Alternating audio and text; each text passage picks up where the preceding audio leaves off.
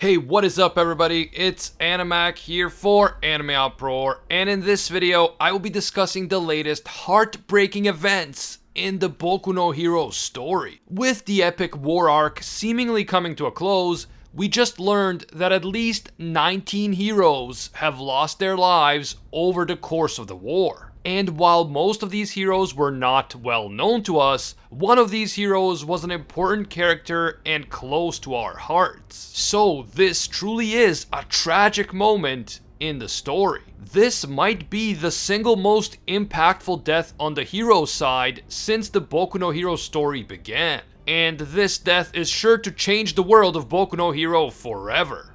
But that's not all. There is more bad news for the heroes. Shigaraki, Dabi, Spinner, and presumably Skeptic have all escaped successfully. And All for One seems to be planning a massive Tartarus prison break in the near future. There is so much to talk about, so let's get into it. If you enjoyed the Boku no Hero content here on the channel and you want us to keep it going, please leave a like and comment, it really does help. And if you're new to AnimeUproar, or maybe you just haven't subscribed yet, make this the video that you subscribe and hit that notification bell to turn on all notifications. According to YouTube statistics, more than half of you guys who watch our channel are not actually subscribed. I get people telling me that they forgot to subscribe all the time and that's why they end up missing a bunch of our videos, so please, if you do enjoy our content, definitely subscribe and hit that notification bell. Finally, this video will of course contain Boku no Hero manga spoilers, so please proceed with caution, you have been warned. The story takes us back to the absolutely horrifying aftermath of the big battle in Jakku City. It is quickly revealed that Pixie Bob did indeed survive Shigaraki's massive decay wave from earlier on in the arc. The same goes for Present Mike, our boy Washu, and Space Hero 13. Initially, when we saw Pixie Bob and the other Pussycats facing down Shigaraki's decay, we weren't sure if they actually survived because we never got to see what happened to them. Since Pixie Bob survived, we can assume that Tiger and Mandalay did as well. And I think it's a pretty safe guess that Pixie Bob's earth-bending quirk is what saved them. She was able to disrupt Shigaraki's wave of decay by throwing a bunch of earth in its path. We know that Shigaraki's quirk doesn't work on substances which are not solid, such as sand, so we can assume that the same applies to earth and dust. I'm actually kind of surprised that Washu survived, because he was shown to be very close to the hospital when Shigaraki's decay began to spread. So personally, I thought that he might have died. However, he is in fact okay, possibly thanks to his bubble quirk. We are not yet sure how this quirk works, but perhaps since it is liquid based, it also has some properties that can negate the effects of Shigaraki's decay. In another panel, we get to see our first glimpse of Space Hero 13's face. We see an eye and some hair through a big crack in her space helmet. I remember back when 13 was first introduced, fans speculated whether 13 had a body at all, and there was also a debate about 13's gender. Some said 13 was male, others that she was female, and others still thought that 13 may not have a gender in the traditional sense at all, because she might just be a sentient black hole. It was only much later that 13's gender was confirmed as female in the My Hero Academia official character book 2, which came out in 2019. We then learned that all the heroes who were still alive and able to move inside the city of Jakku tried their best to stop Shigaraki from escaping.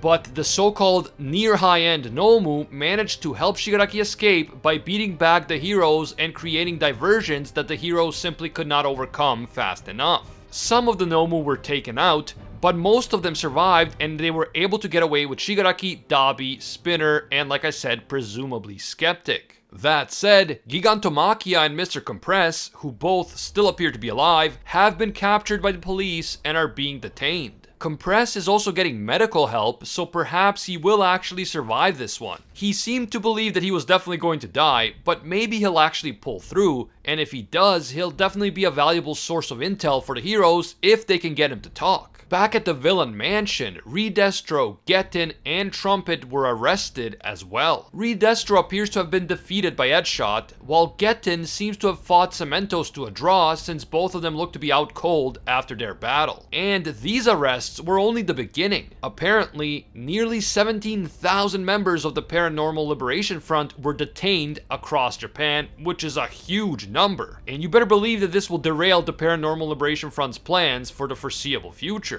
But that said, some 132 known members of the Paranormal Liberation Front managed to evade capture, and this includes important executives of the organization. So the Paranormal Liberation Front has definitely been crippled by the heroes and the authorities for the time being, but they may not be completely defeated, especially if those important members who are still on the loose are able to regroup at some point in the future. Himiko Toga also hasn't been captured, so she is still out there somewhere. As I mentioned multiple times in previous videos, I am legitimately surprised that she didn't do more during this arc. And I am absolutely surprised that she didn't use her awakened quirk again in some major capacity. But to be fair, this whole thing may not be over yet. Later on in the chapter, All For One hints at the possibility that yet another major battle is about to take place in Tartarus Prison, but I'll talk about that in a little bit. The rest of the chapter focuses on giving us a really good sense of how much destruction and suffering this war arc has caused for the people of Japan. We see innocent civilians crying out in pain and searching for their loved ones amidst the rubble and destruction of Jakku. Ochako and Tsuyu are able to rescue a little boy and a girl after the boy became trapped under the rubble and the girl, who is his sister, tried to save him.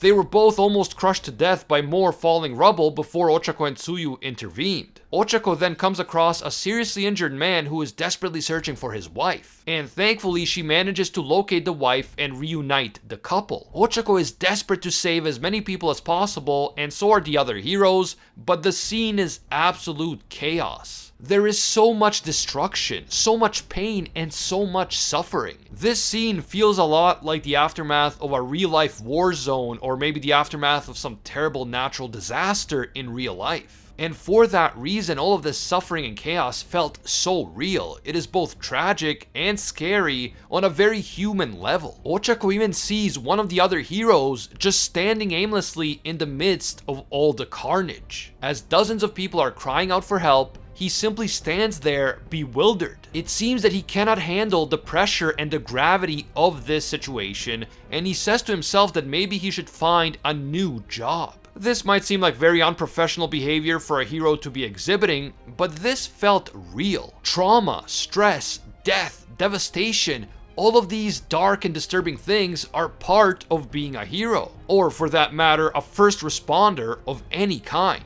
The hero profession is often glamorized in the world of Boku no Hero. You can become rich and famous by being a hero. Everyone will love you and praise you if you're a hero, and so on. But this is just one side of being a hero. There is another, far more dark and tragic side, and not everyone can handle it. Not everyone can take that pressure, and sometimes people just break down like this hero seems to have done. And in that moment of trauma and chaos, the chapter reveals perhaps the most tragic death yet in Boku no Hero. Midnight has died. She is among at least 19 heroes who are shown to have died during the war arc, along with Crust and Exless, both of whom we saw die. But there is also Majestic, Native, that guy who showed up briefly during the Stain arc and was almost killed by Stain, and also that hero who was killed by Twice in the last moments of Twice's life. On top of that, at least one of the heroes that Toga slashed back at the villain mansion while she was disguised as the hero whom Twice had killed is also on the list. It seems that Toga really did kill him, and there are many others, although admittedly those guys were not well known to us. By far the most well-known hero to die is of course our girl Midnight. Not only was she a pro hero,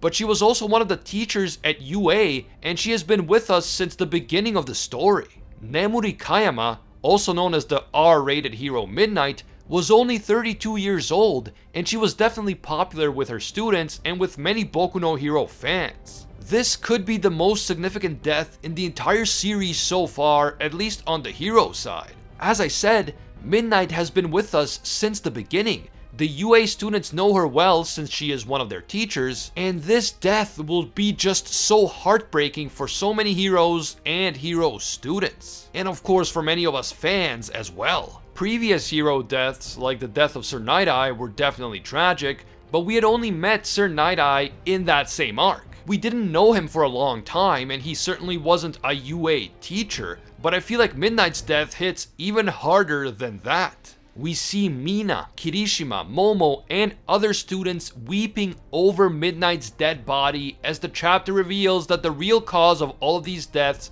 was Shigaraki's immense animosity.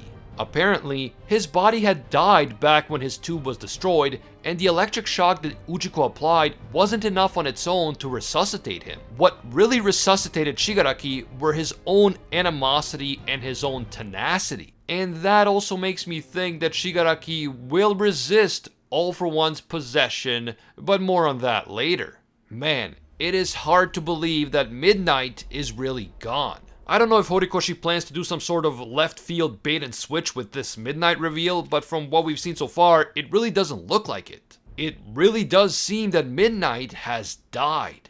Now, let's be honest here, we all knew that some heroes would die during this battle, and some civilians as well. There was just no way that everyone would survive this kind of destruction created by Shigaraki, Gigantomachia, and the other villains. And I have been saying for some time that I think someone close to Deku would die, and that this tragedy would subsequently change Deku and turn him into a much darker character. But with that said, I didn't think that Horikoshi would kill off a top tier waifu like Midnight. Seriously, I thought that maybe Gran Torino would die, because he is already getting on in years, and fighting All For One has kind of been his life's mission, so it would make sense for someone like him to make the ultimate sacrifice during this battle. And since Gran Torino was one of Deku's most important mentors, his death would definitely lead to some serious character development for Deku. So far, it seems that Gran Torino is alive, just really badly injured, and I did not think that someone like Midnight would be the one to die. She was young,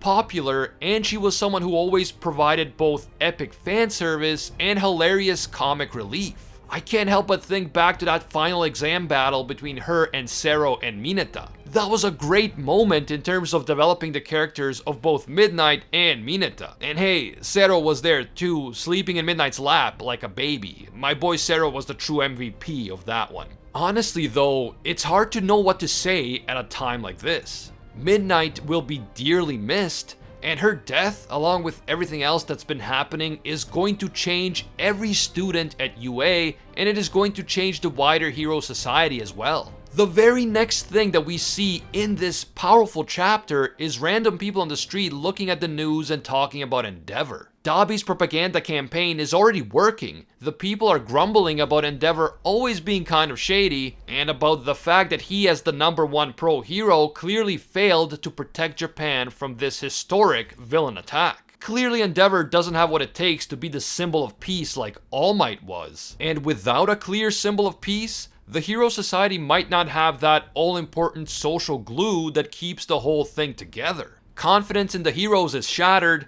and confidence in the #1 pro hero is especially low after Dabi's revelations. And I mean, this makes sense. Imagine if your own neighborhood was constantly falling victim to criminal activity, and then one day entire houses in your neighborhood were demolished by insane criminals. Even if your own house is fine, you would probably lose faith in the police. Clearly they are either unwilling or unable to protect you, and that is exactly what is happening with the hero society now.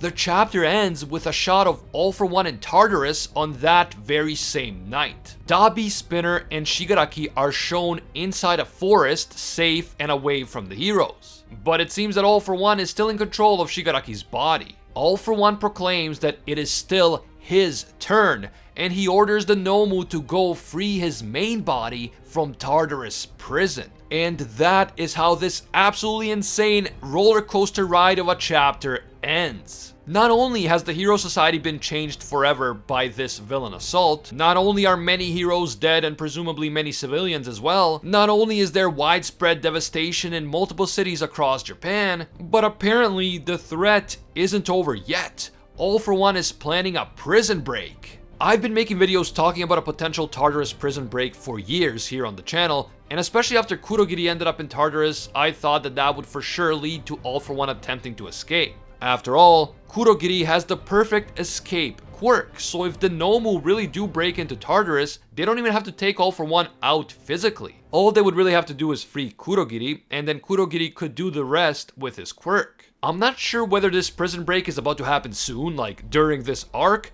or if it's going to happen as part of a future arc, but it definitely seems to be the way that the story is heading. All For One seems determined to take over Shigaraki's body and use it as his new vessel. And if he can escape from Tartarus and potentially help a bunch of other top tier villains escape as well, the heroes will be in massive trouble. And if we think about it logically, now is the perfect time to attempt an escape. The vast majority of the heroes are currently out on assignment, and they are currently dealing with the aftermath of the war. If there was ever a time that the heroes would be too busy and too distracted to protect Tartarus, this is it. The heroes might have even reduced the security at Tartarus so that they can have as many heroes as possible joining in on the 2 raids. And if this is the case, if they temporarily lowered the security, then the heroes may come to regret that decision very soon. We'll have to wait and see, but personally, I was very impressed with this chapter. I'm obviously heartbroken about Midnight. She left us far too soon, but at the same time, I thought that this chapter had some truly incredible moments. We really got to see the extent of the destruction, and we got to see the consequences that the war arc has had on the people of Japan.